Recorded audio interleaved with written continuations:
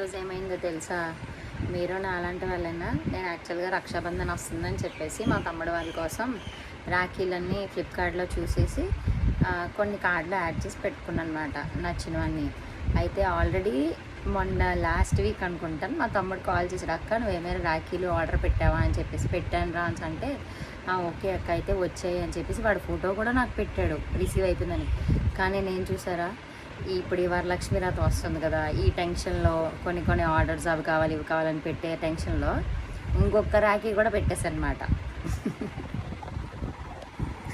యాక్చువల్గా ఈరోజు ఫ్లిప్కార్ట్ నుంచి మెసేజ్ వస్తే నేను ఇంకొక ప్రోడక్ట్ పెట్టాను అనమాట.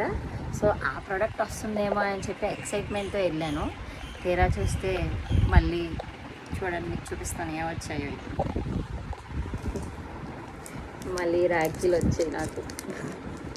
చూడండి గైస్, మీరు కూడా నాలాగా ఇలాంటి పిచ్చి పనులు చేస్తారా? లైక్ ఆల్రెడీ ఫస్టే రాఖీలు ఆర్డర్ చేసాము, అయిపోయింది. మళ్ళీ ఇప్పుడు రాఖీలు పెట్టానమాట మేము. చూసారా, అంటే టెన్షన్ అన్నమాట. చూడండి, దాంతోపాటు కానీ ఇది బాగుంది యాక్చువల్గా. 2 రాఖీస్ వచ్చాయి అండ్ కుంకుమ వచ్చింది అండ్ ఒక కాయిన్, సిల్వర్ కాయిన్ అని ఉండింది. ఇది సిల్వరో కాదో నాకైతే తెలీదు, బట్ సిల్వర్ కాయిన్ అని ఉండింది. లక్ష్మీదేవిని వినాయకుడు ఉన్నారు. అండ్ దీంతోపాటు ఈ చాక్లెట్స్ ఒకటి వచ్చాయన్నమాట.